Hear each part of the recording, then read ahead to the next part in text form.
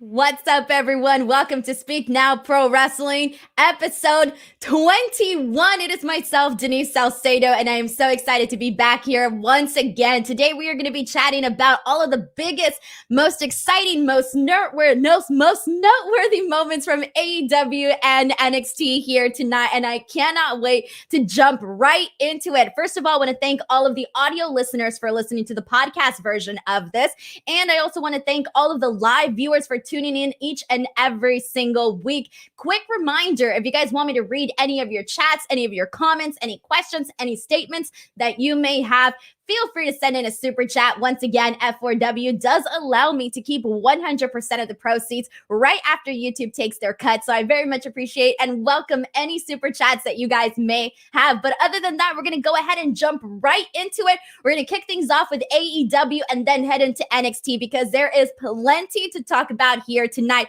As always, this is also a very interactive show. So if you guys have any thoughts, go ahead and send them in. I will be reading them as we get through each and every single section that we go here. We do have a comment. I'll kick things off from Sean MCG, who says, Quizzlemania veteran Denise Salcedo is here. So yeah, FYI, for those of you guys who do not know, I was on Quizzlemania here today with Wrestle Talk, and it was very exciting. I finally did not get last place. I was in third place this week. So that was very, very fun.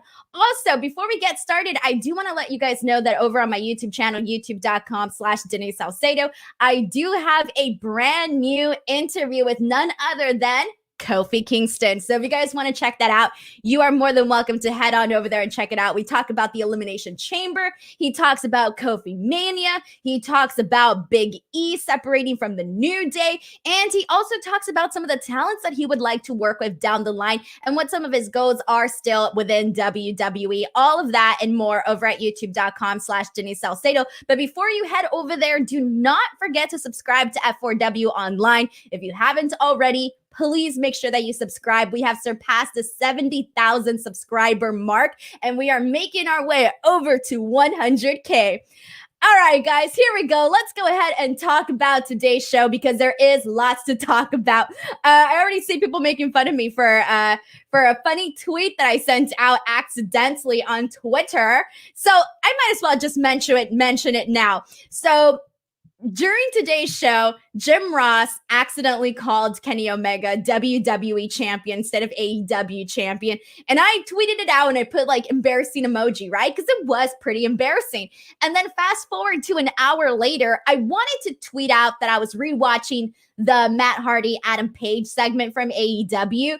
And instead of putting Matt Hardy, Adam Page, I put Matt Hardy, Adam Cole, and didn't even realize it until like maybe more than 5 minutes after. And if a tweet is up on Twitter for more than like a second, everyone will see it. And so it's terribly embarrassing, but what can you do? So do not make fun of people because then karma will bite you back. And boy, did I get my karma. Shout out to Hodge Gulashi for sending in our first super chat. Hodge, I very much appreciate you kicking things off right over here today. And everybody's laughing at the comments, but let's go ahead and continue on, guys. All right, let's see. We actually have a comment from Bloody Blues who shares their overall thoughts on what they thought about Dynamite. Bloody Blues says, Denise, oh my God, so much on this episode of Dynamite. First hour was great. Second hour, slightly less, but still great action. I actually thought that the opening of AEW Dynamite was pretty good. The middle was not that great, and then the ending was pretty good as well. So I kind of thought there were some misses during the show, but again, we'll go ahead and talk about that as we continue on with AEW. All right, so I'm excited that we're going to talk about the opening segment about AEW because this segment was actually my favorite of the entire night. So I've been saying on here each and every single week that one of the things that I am most looking forward to when I'm watching AEW Dynamite is the whole storyline between Matt Hardy and Hangman Page. To me, that has been one of the most interesting things, aside from the main event picture, aside from everything that's going on with Kenny, the Bucks, the Good Brothers, Moxley, Kenta, aside from all of that stuff, my favorite storyline right now is the Hangman Page, Matt Hardy storyline. And so I thought that today they actually did a really fun job with this. So the opening match was Hangman Page teaming up with Matt Hardy against the Hybrid 2, which, by the way, I do have to say the Hybrid 2 is very, very much underrated. I feel like they get like opportunities here and there, but they're just sort of there. I feel like they're not really like, we're not supposed to take them seriously is how I feel about that. So I hope that we start taking the hybrid 2 seriously that much more, because I think that they're really good and really talented. What? Ramon Hernandez says Big Money Matt is hella annoying. No, Ramon. I actually think he's hilarious. His facial expressions, his chemistry. Oh my God, I keep wanting to say Adam Cole. With Adam Page is just so good though. I love their chemistry together. So anyways, they had this opening match. It was really good, really fun. Okay, after this, we have the follow-up to what happened last week. So last week, they did the whole entire bar segment where Matt Hardy has Adam Page sign this contract, and Hangman Page basically signs it, but he signs a different contract that he had inside of his suit. So Matt Hardy does not know that. We know that. Hangman Page knows that, but Matt Hardy does not know that. So during this match, afterwards, Adam lets Matt read the contract. And after we had the Jackson Duvall mascot come out and gives them the contract.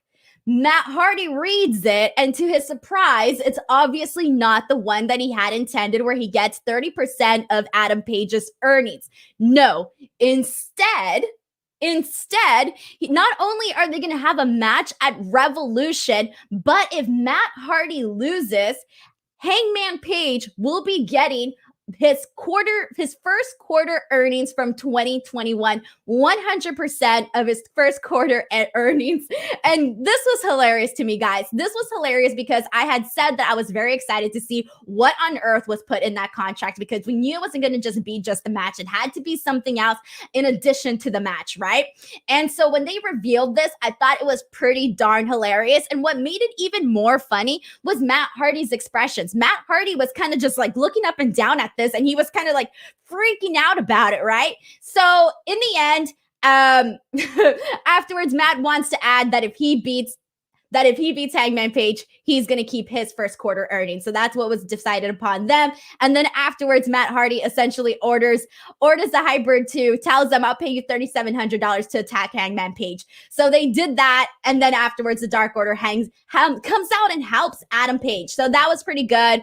We saw -1 come out, which was exciting because I didn't know that he was going to be coming out. So that was good too. But I loved all of this. How did you guys feel about this segment? Because personally, I thought that it was probably one of the best stuff.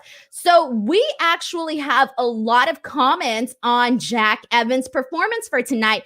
The Keys Boo says, actually, wait, wrong comment. Okay, this one's from Hodge Galashi, who says, Jack Evans was so gassed at the end of that match. We have another comment from Forsaken Productions, who also says Jack Evans had a bit of a rough night. BHRO says Jack Evans looked out of shape. Okay, that's pretty interesting because I know that sometimes, things aren't, they're not always coming out super crisp. I get that. But I do things that, oh man, it turns out that I was the only person who didn't think poorly about TH2, because Sports Time Machine also thought the exact same thing. I'm wondering if maybe they need to just keep having more matches, because I know what a great tag team they are. I know, especially speaking of Jack Evans, I know what an incredible athlete he is. I've seen him. I've been following his career and have seen him, wrestle so much. But yeah, Shadow Crib just basically points out that they had a bad night. I think the fact that if they keep having more matches, they wouldn't necessarily be having bad nights. So that's what I think there too. And D-Train says that Jack Evans' moves are flashy, but kind of sloppy. Dude, he is so incredibly talented though, that I really just think he was just off tonight then. But I still think that they're completely underrated and they should be used a whole lot more. Like, I would love to see more matches with them, with Santana and Ortiz, with them at Jurassic Express, with them. I mean, there are so many different options with them and the Lucha Bros. I mean, they can do so many fun matches. Them in Top Flight. I mean, them in Private Party. I can really go on and on about the kind of matches that they can have, because that's one of the things about the AEW tag team division, is that it's completely stacked. Chris Cage 2X wants to know if TH2 got their $3,700. Well, I hope they did. I mean, they didn't even get an upfront payment, man. But I did like how right away when Matt Hardy said it, it was like, bam, 1 second, not even a second, they were already in the ring, getting those $3,700. And Bainu says, true love awaits the Dark Order and Hangman. I love the Dark Order Hangman Page whole interaction. We've talked about this several times, but I'll say it once again. I just love how they like sort of fanboy over him. So there you go. And the Keys Boost says that Matt probably stiffed them. I hope that they have a follow-up to this next week. Like, hey, bro, like even if it's a backstage segment, like where the hell is our $3,700? I actually think that would be pretty funny. And it wouldn't even require much. They can just do a simple, like quick backstage thing. Where are my $3,700, bro? Or slash his tires. I don't know, something to show that maybe he didn't pay them. So we'll find out. Alrighty, after this, we go into a backstage segment with the Inner Circle, where basically Jericho's just going off, blaming both MJF and Sammy, but primarily Sammy for the fallout and all of the drama that has been circling around the Inner Circle. And this was where I think, and I don't know if I am right, I may just be reading too much into this. So I'm really curious on what you all think here. So there was a moment where Jericho is talking about a week of dumb decisions for Sammy. And we all read the whole thing about Sammy not wanting to do what Jericho and Tony Khan thought he should do over at Impact Wrestling. We all read the news bits on all of that, right? So part of me felt like that was Jericho kind of taking a shot at Sammy. Now, I don't know if that's true or not. Maybe I'm reading too much into it. But to me, when he said week of dumb decisions, I really thought that that was a shot to Sammy. So what did you guys all think about this? Was it a shot? Was it not a shot? In the end, Jericho basically said that Sammy was dead to him. All right. And we have some more comments about Money Matt. We have Jack Hines who says, I wasn't sure about Big Money Matt, but now I am all in on him. Dude, he sold me completely. Completely, not complete me. All right, guys, here we go. So as you guys send in your comments here, we'll go ahead and continue on to the next match. But I do want to know what you guys thought about the whole entire Inner Circle, but I hope we'll circle back to them. We do have a comment from Gusiamir Singh, who believes that Sammy will be coming back at Revolution to cost them the titles. Would make sense for them to do something like that, wouldn't it? I think so. Cara Dachila actually says that it just made Sammy look more like a babyface. Interesting. Okay. I don't think he came across as a bigger babyface to me personally, but I like the fact that you actually got that from that. Nicholas says Jericho sounds like someone whose heart's been broken. Will be interesting at Revolution. Yeah, he sounds hurt. Why shouldn't he be? Sammy was his friend. They were friends for a very long time. All right, let's move into this next match. We had Serena Deeb versus Riho, and this is to continue the women's world title eliminator. And we do have, I think, based on what I saw on social media, people enjoyed this match. So go ahead and let me know what you guys thought about it. All right, so for me, I thought this match was perfectly fine. I liked the fact that they gave, this was Riho's return. I like the fact that they gave this match plenty of time. It gave you enough time to really get invested in what they were doing. And this was probably, Serena has been doing pretty good. The matches that she's been having have been perfectly fine. But I do think that this was probably the best showcase of Serena Deeb on AEW, which was nice too. But I really do think that they gave proper timing for this match. And I think that's what really helped it out a lot, because it gave them time to really build some momentum. They had a couple of near falls, which was fun. They did a couple of cool things during this match. So personally, I thought it was a really good return match for Riho. And it was a nice showcase for Serena Deeb as well. Considering all that she's been doing, I think this was probably the best look. And we are getting plenty of comments here. Also, Riho did win this, and now she's going to advance and face Thunder Rosa. And I don't know. I have a feeling that Riho will definitely beat Thunder Rosa. For a bit, I thought that maybe Thunder Rosa would be going all the way, or at least partial of the way. But now I'm starting to wonder and maybe think that I may be wrong, and we might be seeing Riho win instead, especially after this match. I feel like she has to go a lot further in this tournament. So a lot of people are basically saying that this was match of the night. We have a comment from, let's see, Alex Aguilera, who says Riho versus Thunder Rosa in the next round. Yes, please. Taz says women's match was the best match tonight. Forsaken Production says, I love the Deeb and Riho match. I honestly thought it was going to draw with how long it was going. Gusimir Singh says match of the night, match of the week, match of the month. Interesting. Okay, I wouldn't go as far to say match of the week or match of the month just because we just saw NXT TakeOver Vengeance Day and then there was a hell of amazing matches on there. And also a couple of the last couple of matches that we've been seeing, you know, on AEW and other places, I think have been pretty good. I will say it was one of the better matches of the night, but I wouldn't go as far to say like match of the week or match of the month, but it was still really good. Labor Day says Riho is totally unbelievable. There is a line where I can never take someone seriously, and Riho is it. Okay. And then Tanol says, I liked most of the Serena Deeb versus Riho match, but not a fan of the finish. And then we have so many comments on this. Wow. Zane also says Riho versus Serena Deeb was awesome. I'm so glad Riho was back. I think I'm the only one who loves her. No, I actually got a tweet from, I think it was a young female on my Twitter. And she actually tagged me, Dave, and Brian. And she said something along the lines of her being a 15-year-old girl who just started watching wrestling 2 years ago. And she said that one of the people that has gotten her interest was Riho. And I, for one, thought that that was interesting because I like Riho, but I wouldn't consider myself like a major fan, you know? So just to kind of hear that for me is interesting because I like to know what types of wrestlers, what types of personalities attract certain people.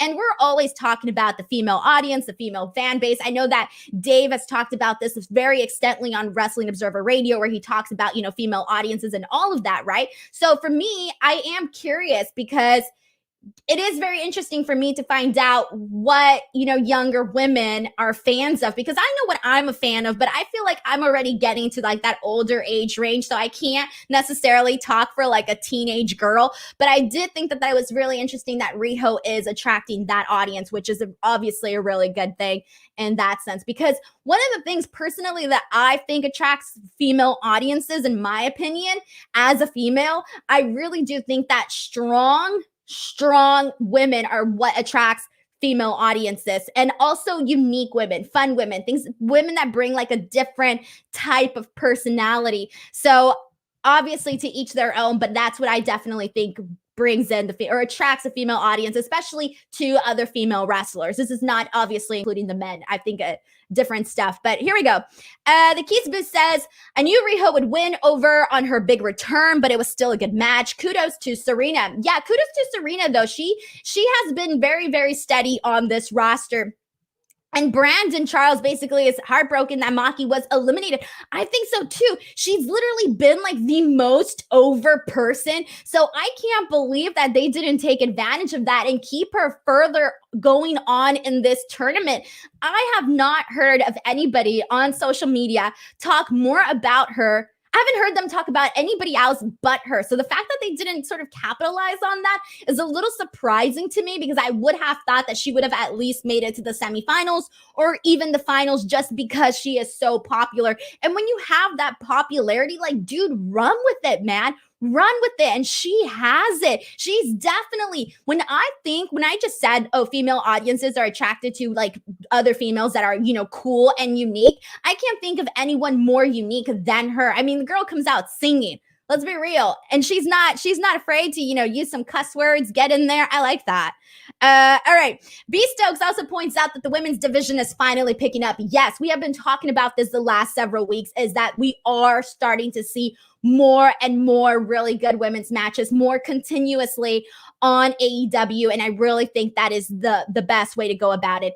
And Hodge also points out that the Riho, that he can't wait for Riho versus Rosa, but that the tournament has been good so far. I agree. Jake Larson says, I think Riho versus Serena Deeb seems so good because the AEW women's division hasn't had time to shine. So this seems better than it actually was. This is probably definitely true because I think if you were to compare this to some of the matches, some of the women's matches that you might see on NXT, I don't think you can necessarily compare them. And so in terms, that may also be a reason as to why I feel like they haven't necessarily set a bar yet for the type of caliber matches that you want to see in the AEW women's division. I think they're just getting there. They're building up towards it. So anything I think that is good and decent is going to get, it's going to carry over and have a lot more, people are going to care about it a lot more just because it's rare that we get to see it. And we're finally getting able to see this. And Bloody Blue says, Serena Deeb is like the glue that holds everything together. You can't overstate her value to this division. Michael says, I love that Serena Deeb versus Riho match. Great physicality for both of them, and I think both of them got over tonight. And Bianio says, what an awesome match between Deeb and Riho. It also sets up a future NWA title match between them, so mission accomplished.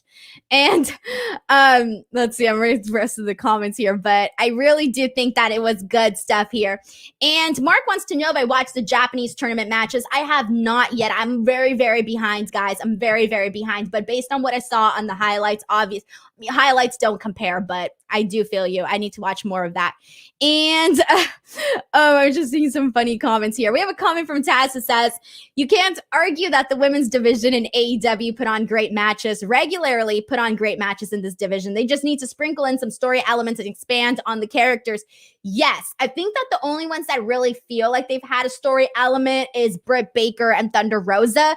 And their match, their recent match, I feel is one of the matches that really actually had a build. They actually had an actual storyline. And I don't think we've gotten that very, very much. So I do agree with you. And then I do think that they need to put on more matches, though. I still don't think that they're at the caliber that people expect them to be, especially because right now women's wrestling in general, not just in WWE, but in other places, is really making big movements. So the bar is set really, really high, in my opinion. And all righty. So let's go ahead and continue on here with everything else that's going on. But overall, it seems like 2 thumbs up is the review here for Serena Deeb versus Riho, which is good because this is what we've been wanting, right? More women's wrestling on AEW and portrayed in a way that is, respectful, given the proper amount of time, given the proper opportunity. And it finally feels like they're starting to check off all of those boxes there. Now, one of the things I didn't like this next thing. So this next thing that we're going to talk about is the package that they showed with Jade Cargill and Shaq. I didn't think that this was good. I didn't like this. This was literally just Jade Cargill, I don't know, playing basketball or whatever. I don't think this necessarily, if I'm watching this and I'm thinking, okay, I want to get into Jade Cargill, let me get into her, let me see what kind of competitor she is. I don't necessarily think this package did it for me. I don't think it necessarily showed me oh my gosh, she's going to be amazing in the ring. To me, that it didn't accomplish any of that. I almost feel like they were trying to do something similar with the packages that they did with Bianca Belair, but that one was portrayed differently and more in terms of oh, just because I'm a girl doesn't mean that I can't do this. Instead, I'm doing I'm an athlete and I can do so many amazing things because I'm the EST and all of this, right? So I almost feel like that was the concept of this package, this video package for Jade, but it didn't hit home for me is what I'm trying to get at. So overall, I have been disappointed in this entire storyline. This whole Jade Cargill, Shaq thing hasn't been for me. I've said this a bunch of times, and it still hasn't been for me. I don't think there's been ever a moment where it's actually done something for me. And turns out you guys might actually do think so too. So our rig says, that package with Cargill and Shaq made me less interested in the match. Yeah. And, well, Bloody Blue says that these video packages do more to get her over than what they've been doing with her before. They should have done more of these before giving her a live mic. If they would have reversed it, maybe, because the mic stuff, like all of that, she was just kind of brought in, and there was really no big explanation. It was sort of a big question mark as who is this person? I think if maybe they would have done some packages before promoting her, like, oh, this is Jade, she's a great athlete, this and that, blah, blah, blah, and then had her come out and confronted Cody Rhodes, then maybe that would have given us more of a backstory. And I do think that would have been preferred. But I just think the whole way that this whole storyline has been, it's just, to me, it's been a mess. And I'm not a fan of it. And let's see what you guys are thinking here. And we have more comments on Razor Gem says, really? I thought this shows the relationship between Shaq and Jade. Well, when she came out, though, they already said that they were somewhat connected. I mean, yeah, they're showing them that he's like helping her or whatever, but I feel like it's too late though. Don't you think? I feel like it's too late. Like it should have been done earlier, but okay. I mean, if you're going to see it like that, I just personally don't see it like that. I can't get into it. Shadow Crypt says, I honestly didn't pay attention to the video package for Jade and Shaq. That's how little I care about this match. Yeah. BNU says, it was a weird promo video. I thought, okay, Jade can shoot, run, and shoot free throws. How does that help with wrestling? See, that's what I'm saying. Like, it didn't come across as like, oh, she's this great athlete. It didn't come across like that. And I mean, I'm assuming she's a great athlete just based on, her from like what I've seen. But, we'll go there. All right, guys. But it seems like I'm personally not a fan of this, and I don't see anybody here that's necessarily telling me why nobody here has pointed out an argument as to why the storyline is good. I think it's more of a critique of the storyline than anything. But whatever. I mean, I guess every show is going to have something that we're obviously not feeling, that's not for us. And this one for me is not for us. Labor Days actually thought it was a TNT commercial until just now. Okay, that's pretty hilarious. I get what you're saying here. That's pretty hilarious. All right, let's go ahead and continue. And all right, after this, we had Luther versus Orange Cassidy. Orange Cassidy won. Guys, I don't have anything to say about this match. It was just there. Honestly, for me, I just feel like any other person could have taken the spot. It could have been Orange Cassidy versus anybody else. I had zero interest in this. This was also just not very great. So I'm out on this one. After this, we did have an interesting segment that sort of answered some of our questions as to what we've been thinking about in terms of Sting, in terms of how good is Sting going to be back in the ring? How good is he going to be, in the ring, considering that he's obviously not, tip top shape from years ago. So we had Team Taz come out, and they basically say that they've been fined for the whole thing that they did with Darby. It's Taz, Cage, and his son Hook, and he calls out Sting and basically emphasizes that Taz emphasizes to Sting that basically he always needs his bat. Everywhere he goes, he needs his bat. He really, really hammers that home, right? Then Sting can't have it anymore. He's done listening to Taz. So he ends up punching Cage. And during this, he gets into an altercation with Cage where even Hook comes from behind and ends up choking him with his bat. And then after this, we do see Brian Cage power bomb Sting. So this, for me, this entire segment, I liked it just because it really made me look forward more to the street fight in terms of, okay, I think a lot of us were under the impression that Sting could barely take a bump, right? I think that we were worried that he wasn't going to be able to do anything physical. I think a lot of us had a lot of question marks as to how much he can really do in the ring, right? Because I think that when he was in WWE and the whole retirement and all of that, I almost feel like they really said, hey, he can't really do much, so he's done. That was sort of the picture or the perception that I had, and maybe some of you guys had, that he really couldn't do anything anymore. So now seeing this segment, I feel like maybe he can do a lot more than some of us may have thought. So what did you guys all think of this? Go ahead and let me know here. Ryder Les, I actually have to disagree with you. He says, only me that finds Hook ridiculous. No, I actually like the way that they're portraying Hook. I mean, it's not like the best thing ever, but I think that, okay, so, obviously being Taz's son, he's going to be a young kid, right? I actually take him a little bit more seriously than I would Dominic, because Dominic has more of like this boyish feel to him. Like he doesn't have that like edginess. I actually see the edginess more with Hook than I do with Dominic. So I have to say that I it's not the best thing for Hook, but he's just a kid. He's just getting there. So I don't mind Hook. He doesn't do anything that bothers me. I like Hook there. And all right, so what did you guys all think about this whole situation with Sting? Are you guys looking forward to the street fight? Let's see what you guys are all saying. We have Shadow Crypt who says that Sting bump was fantastic. Forsaken Production says, I went for Luther's power bomb on the mat. Oh, excuse me, he's talking about the Luther power bomb. Okay. And let's see any other comments here. All right, we have a comment from the Keys Boo who says, I'm just glad we didn't get another segment with Tony in the ring interviewing Sting and doing the same bit they've been doing for the last month straight. Yeah, it took a while to pick up, but I think the last maybe 2 or 3 weeks, it finally feels like they've been starting to do a little bit more with them. Joseph says, I think people were scared of that bump because in the first physical interaction that Sting has had in any form since Seth Rollins at Night of Champions in 2015. iChurch Pastor Blaster says he took a real bump. Sting looked good. I think so too. I think that he looked perfectly fine. Power bump isn't something to,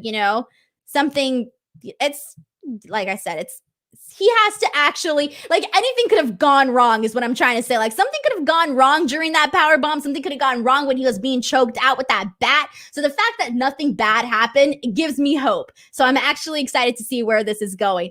Alrighty. And we do have a comment from Nicholas that says, made me have more hope for the street fight. I was afraid Sting would fail to take a bump, but that's not the case. I'm more excited now for their match. Yeah. Okay. So I think we're very much in the same place here where we now know that maybe Sting isn't as limited as some of us might have imagined. And we do have a comment from Mark who agrees with me on Hook being perfect for that role.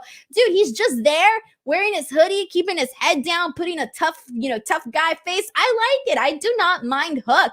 I think that, obviously the more he does and the more familiar we get to him, I don't see a problem whatsoever with Hook being in this spot. I actually think it's a good spot for him.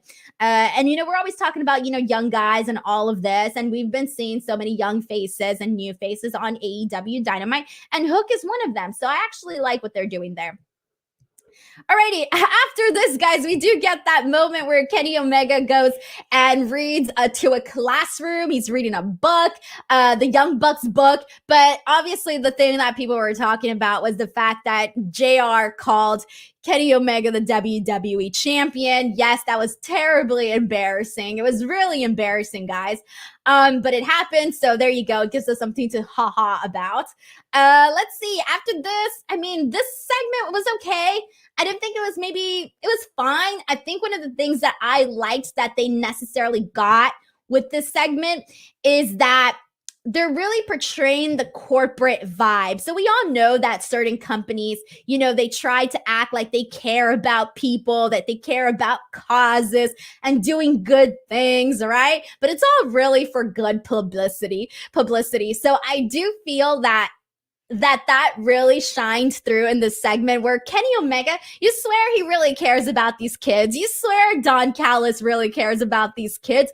No, they just want to go and, make it seem like they're good guys or whatever, get some good publicity. Because even afterwards, I think it was I don't know if there was their publicist or who the woman was, but she was even saying oh yeah, our numbers are really good and it's really good to get this demo and blah, blah, blah. So I liked the overall message that we got from this because this did add to the Kenny Omega Don Callis situation where they really just don't care about the good causes. They're just doing it for some good old-fashioned good publicity. So there you go. And then the Keysman makes fun of Nakazawa. That was hilarious, actually. That was pretty hilarious. The fact that I definitely would probably not trust my kids with Nakazawa. But, all right. Let's see. And I'm going to go ahead and read some of your comments. We are getting more comments of Hook, actually. Basically, Bloody Blue says, Hook is like that kid in the mafia that learns the family business by being around. Yeah, he's learning the family business, that's for sure. And all right, anything else here? The kids beat up Nakazawa. Yeah, the kids do beat up Nakazawa. That was fun. And I think they were chanting something. What were they chanting? Was it Nakazawa sucks? What were they chanting? Oh my gosh, someone remind me. The kids were chanting something about Nakazawa. I forgot what it was. All right, I'll wait for you guys to let me know, but they was chanting something. All righty. And so let's go ahead and move on in the meantime. Also, I do want to remind you guys all, for those of you who are watching, do not forget to come back next week for Speak Now Pro Wrestling episode 22. I'm so excited. Make sure to come and check out the show. Also, if you haven't already, please make sure to subscribe to F4W Online. We are making our way over to 100K. We just surpassed 70K. So please make sure to subscribe. You get to catch my show each and every single Wednesday night, whether you catch it live or whether you catch it on a replay. It doesn't matter. I hope you guys come and check it out. Tell your friends about the show so we can just keep growing and growing even more. Also, if you guys want to get your comment read on this stream, feel free to send in a super chat. They really do help me out. F4W does allow me to keep all of the funds from the super chats after YouTube takes their cut. So please make sure to send those in as well. Those are very helpful for me too. And okay, thank you so much. People finally sent me the whole thing about what Nakazawa, they were saying Nakazawa sucks. That's what the kids, wait, someone says we hate Nakazawa. All right, I don't even know why. Okay, the point is they were chanting something. It was funny. All right, let's move on, guys. And let's see. All right, after this, we had the match that I was very, very excited when they announced this last week, and it was Santana and Ortiz versus the Young Bucks. So this was the match that I was looking forward to. However, I didn't love it as much as I thought I would. And I think maybe it's my fault. It's my fault because I had these really, really high standards for what this match could be. And I don't think it met the Denise Salcedo standards. So this wouldn't get 5 stars in my book just because I don't know. I've just seen so much better. You know, I've seen better, and I know what Santana and Ortiz can do because they are my favorite tag team. Like, I don't just say that I love Santana and Ortiz. No, guys, like, they're legitimately my favorite tag team. Like, legit my favorite tag team. But whatever. I did think that this match was fun. I just didn't think that it hit the peak of the type of match that I know they could have. So that was my opinion on that. I also thought the finish was a little bit weak. It wasn't like this amazing moment. So I am feeling a little bit bummed that I didn't like this match as much as I was hoping to. After this, the Inner Circle attacked the Young Bucks, and then the Good Brothers came out to help them out. And so that was my feelings on that. But let's see what you guys all thought here. First of all, thank you so much to iChurch Pastor Blaster for sending in a super chat. He says, thanks for all you do and congrats, sis. Thank you so much for sending in the super chat. I very, very much appreciate it. And so let's see what you guys are all saying. All right. What? I said Santina? No, guys. Oh my God. See, this is what I mean. Make fun of one person one time for saying something and you're just done the entire show. All right. Joseph Bosa says, I was thinking we would have a debut today to help Santana and Ortiz win the titles. All this served as a backdrop to Maxwell and Jericho getting the shot at Revolution. Yeah, it really did. It's not like they're the main focus of this storyline because they're not. They are really in the shadows here. Our Riggs thought it was a good match until the end. The finish left him underwhelmed. Yeah, it didn't feel memorable. That's what it was. I don't think it felt memorable. Like, you know, when we were all talking about the Serena Deeb Riho match, everybody here was like, oh my God, I love that match of the night, match of this. That's what I thought I was going to feel with this match, and I didn't. It bums me out, guys. It really bums me out. And Alex Aguilera says not to be that guy, but Santana and Ortiz losing was a very WWE-esque finish. Yeah, it kind of was. I feel you on that.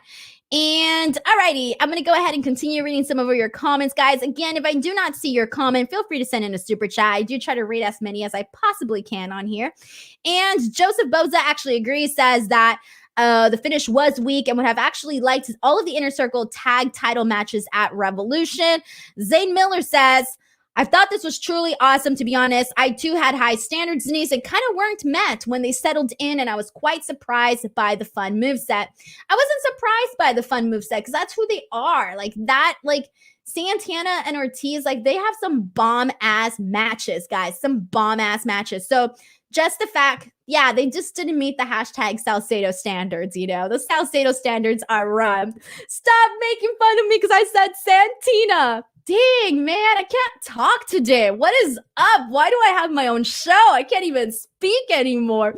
All right, let's see. All right, there you go. Let's read this comment from Bloody Blues. It says, I think the match was a good TV match. Finish was lame.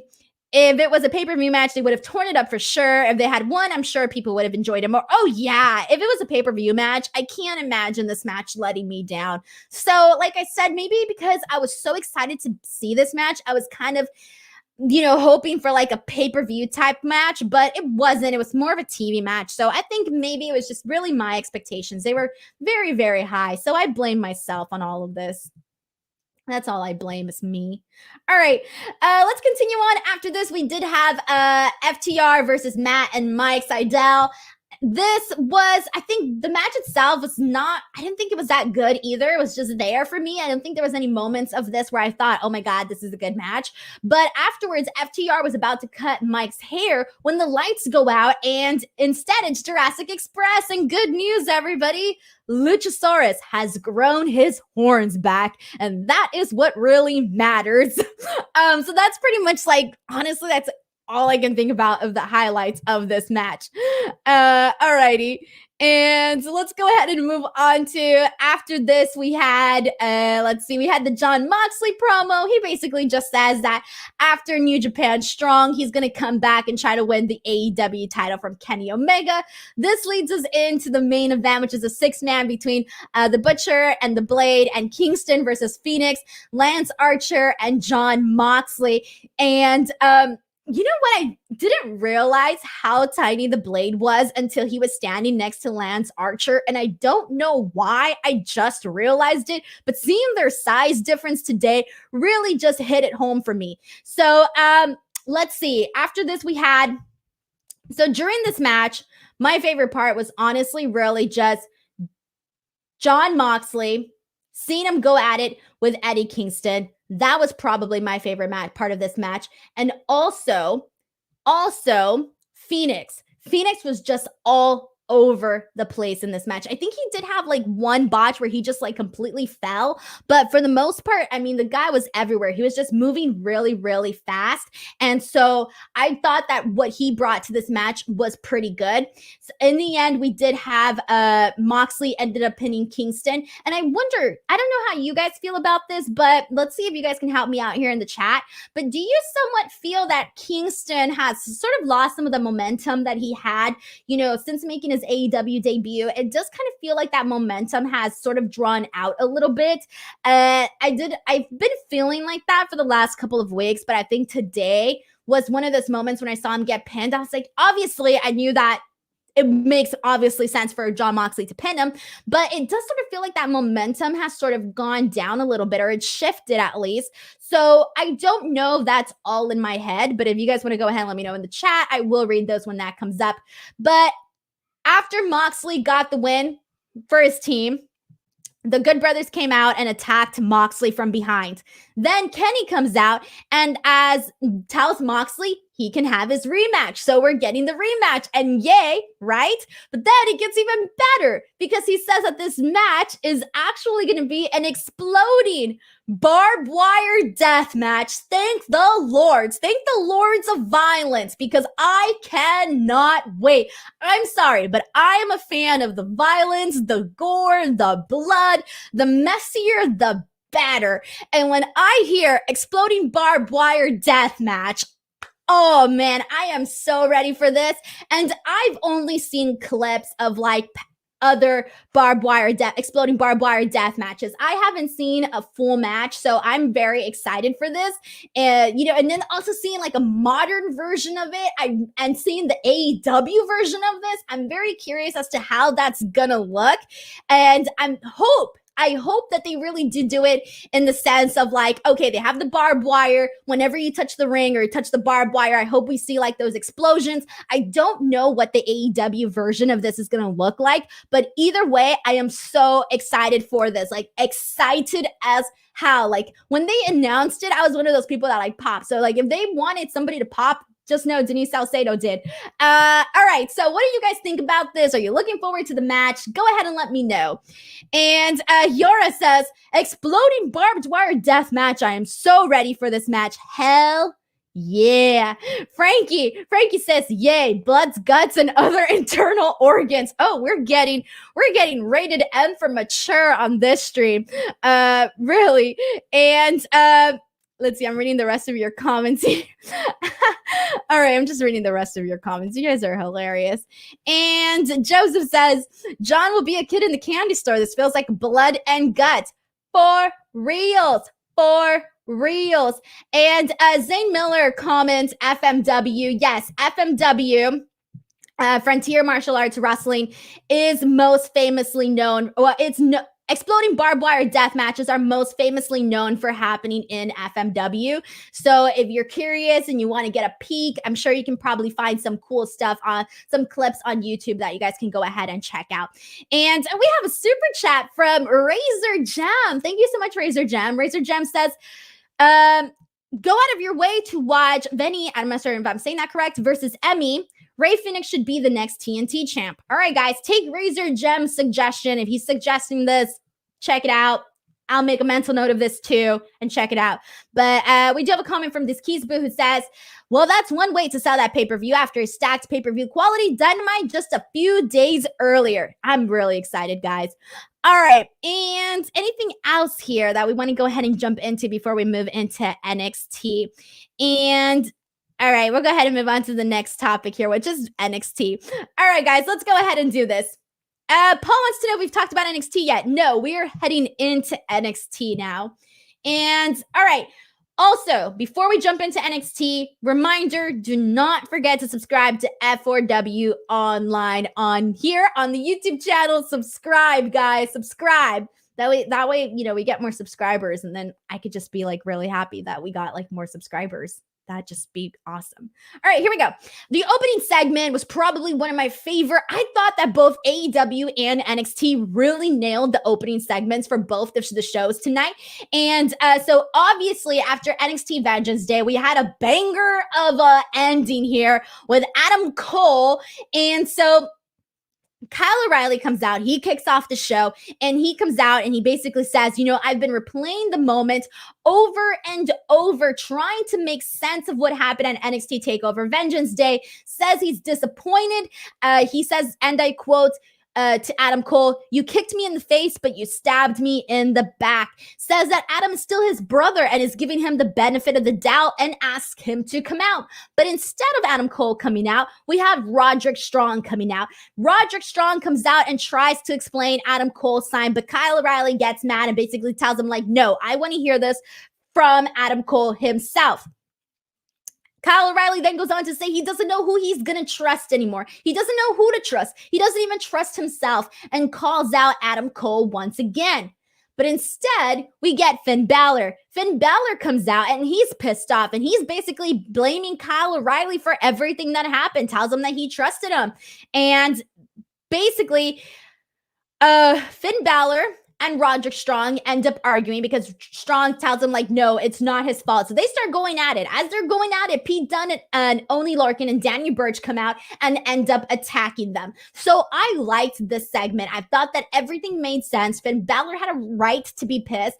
Kyle O'Reilly had a right to feel hurt, feel confused. Even Strong's role in this, he was also sort of, you know, like not really sure what, you know, where to go on all of this. So I liked what everybody had to say, and it really, really made a lot of sense.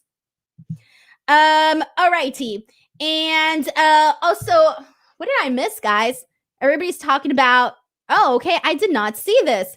All right, so if you guys want to go ahead and inform me since I was preparing for the show, Alex Aguilera says, Denise, they're tweeting that Kyle O'Reilly just suffered a seizure after the show ended.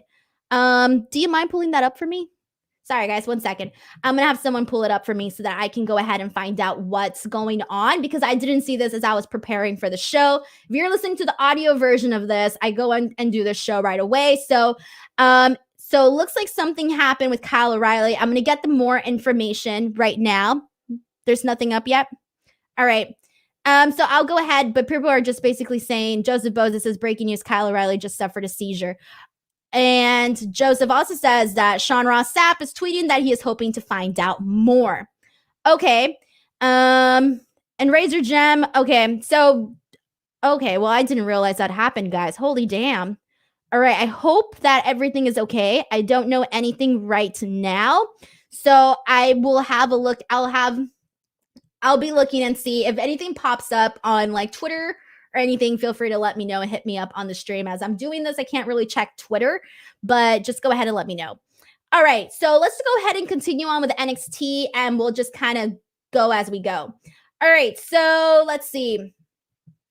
After this, we had Shotzi and Ember Moon versus Candice and Indy Hartwell. This match was not that great, guys. I didn't think this match was very good. It was kind of just there. What I like about this is I like that NXT is sort of still keeping a lot of the women from the tournament as teams. I think they're starting to build a good women's tag team division. So I am looking forward to that, but this match was really not even about this match. This match was about everything else that was going on with this. So basically, they show this white van creeping up, in the parking lot, and we all know that it's Dexter Loomis's van. So Gargano ends up going to the van to try to, see what's going on, try to see, where's Austin Theory, because we still don't know where Austin Theory's at.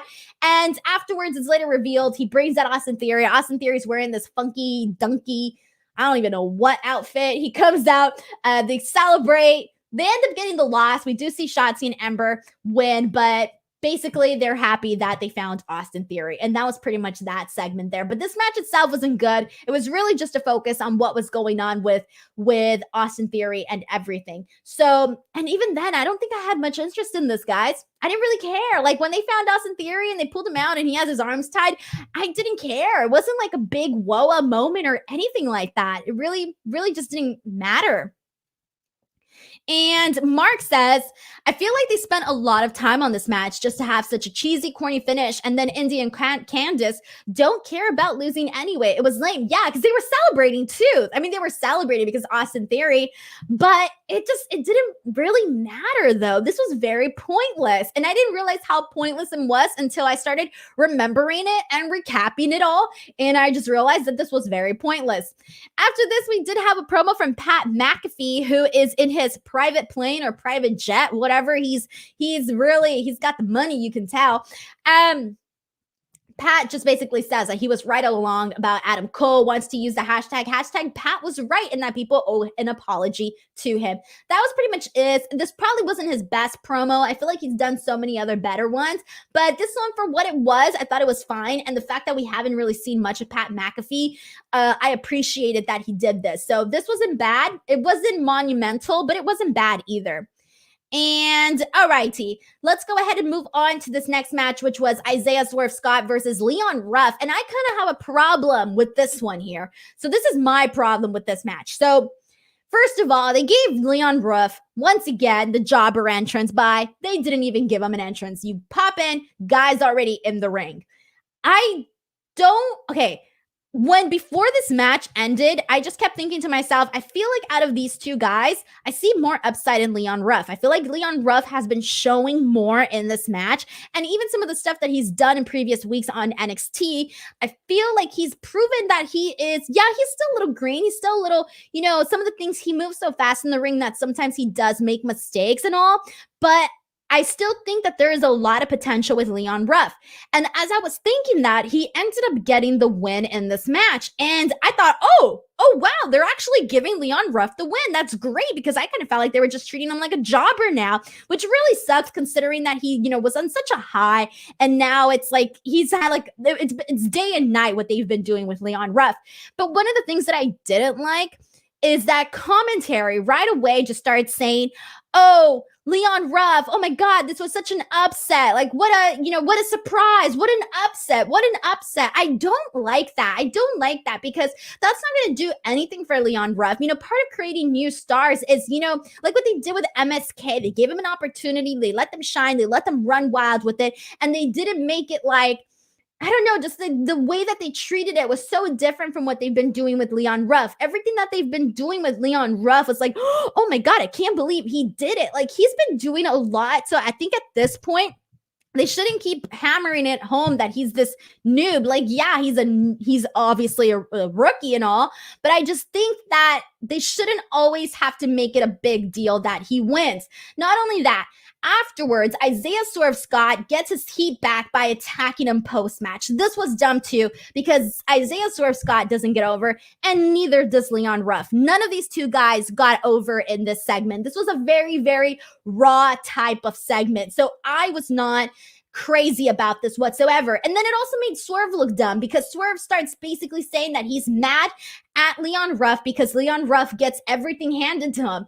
And I'm like, bro, he just beat you. How can you be mad about someone who just beat you, essentially saying they get everything handed to them? It doesn't make sense. So it kind of made him look dumb. It didn't get over Leon Ruff and it didn't get over Isaiah Swerve Scott. So it's like, you got to pick, man. Like, you got to go with something here. If you're going to give Leon Ruff this win, all right, go for it. Do something. But it just doesn't really feel like that. So that was my issue with this entire match there.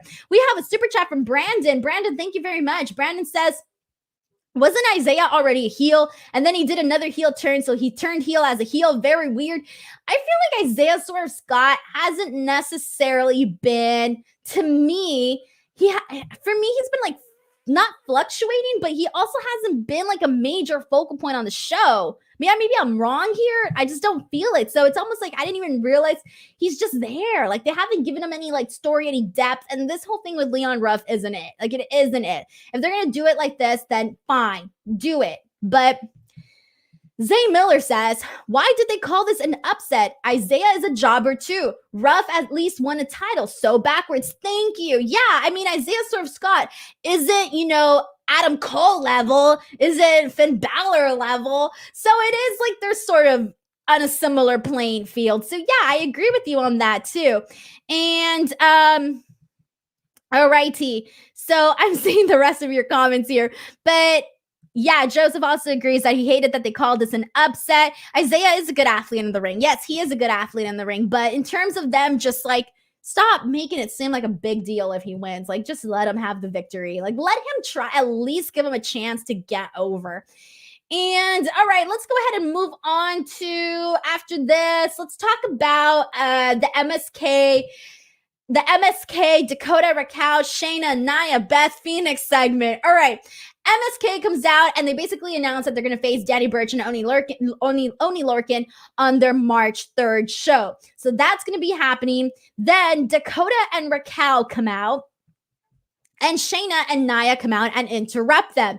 So I actually liked this. I was like, oh, Shayna and Nia are out. Okay, good, whatever. So they come out, and I thought it was kind of funny. This one little thing that MSK did that I thought was hilarious. I don't know why it got over with me so much, but MSK just, when they were coming out, they sat down on the ropes to open up the ring ropes so that they can go ahead and go in.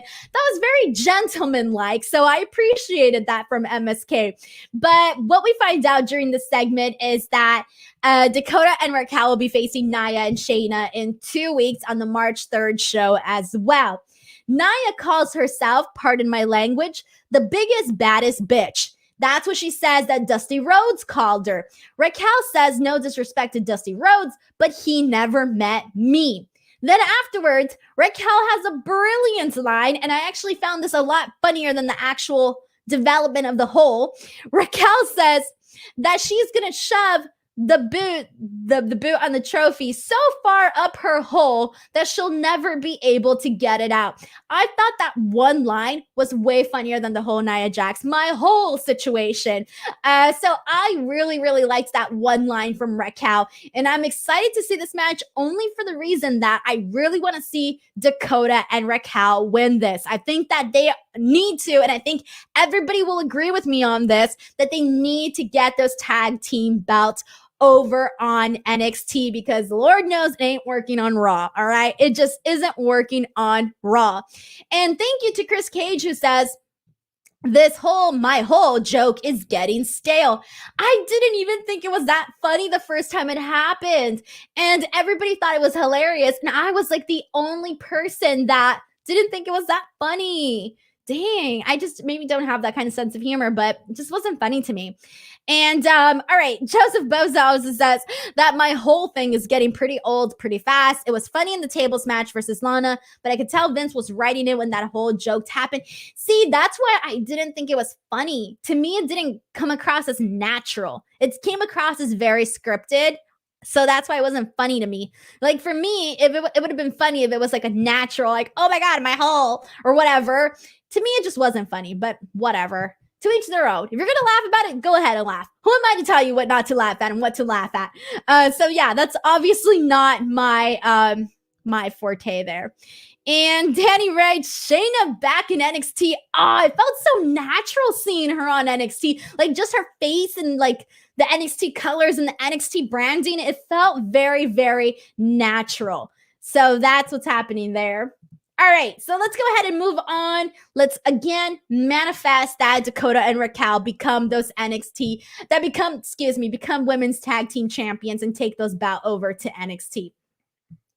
After this, we had a pretty decent match between Kushida versus Russ Taylor. I actually thought this was pretty good. One of my favorite things about this match, besides the match itself, was the fact that Kushida was still selling those injuries from TakeOver. Obviously, he had this brutal match with Johnny Gargano. So one of the matches of the night, by the way. And the fact that he was still selling those injuries really made this match much better because obviously we know that Kushida is at a different level than Russ Taylor, but Russ Taylor had an advantage because Kushida wasn't necessarily 100%. He just came off of this brutal match. He has some wear and tear on him, so he wasn't 100%. So the fact that, Russ Taylor was able to almost get a chance at defeating Kushida, but it didn't end up happening, I thought was pretty good, and it made for a decent match. I also liked the fact that Malcolm Bivens essentially went in and practically, threw in the towel for him. And afterwards, he explains to him, like, hey, this wasn't your moment. This wasn't it. But, we want to keep you in shape. We want to keep you healthy so that you do get your moment eventually. So I thought this was good. This was a nice long match that also established Russ Taylor as more than an enhancement guy. All right. Before he was, he's still fairly new on the roster. So now he's a little bit more than that. And I thought that they did a good match at that. They did a good job with that during this match. Excuse me. And let's see, we have some more comments. We have one from Zane who says, Russ Taylor used to be, let me go back up. Russ Taylor used to be a good worker. His ROH Pure title tournament match was good. Oh yeah, I know Russ Taylor. Seen him work in the LA independent scene, and he is a pretty good wrestler. Yes. And we have a super chat from Jamie Miles. Thank you so much to Jamie. Jamie says Dakota is tweeting about Kyle sending him love. Okay, guys. So yeah, like I said, I didn't get the opportunity to see what's going on with Kyle O'Reilly right now because this apparently happened while I was live on here. So I will be reading about this afterwards on Twitter. But from the looks of it, as Jamie Miles just said, Dakota is tweeting about the situation with Kyle O'Reilly. So I really hope that everything's okay. And obviously once I get off of here, I'll probably go on Twitter and see what's happening on there. All right, guys. And Austin says, there was a video? Oh, man. Okay, I got to go see this afterwards. All right. Let's go ahead and finish up NXT. So after this, we had an LA Knight promo. Oh, my God. It's so weird for me to call Eli Drake LA Knight. Like, it is so weird, guys. So weird. I can't, whatever. He comes out and he basically says that if he knocks on his door, he's going to knock people's heads off, and says that he's a true free agent that's been claimed off the market and that NXT belongs to him. Again, LA Knight, great talker. Excited to see what he's going to do on NXT. All right. And then we had the debut of Zoe Stark versus Valentina, I believe. This was a good debut. Fun finish. This was really just a nice squash match. nice squash match to introduce Zoe Stark, and it did really have a fun finish. So that was pretty good. Nice to see Zoe Stark. I don't know much about her, so I will be learning a lot from her when she comes out here on NXT. Then we had the main event, which was Oney Lorcan, Danny Burch, Pete Dunne versus Roderick Strong, Finn Balor, and Kyle O'Reilly.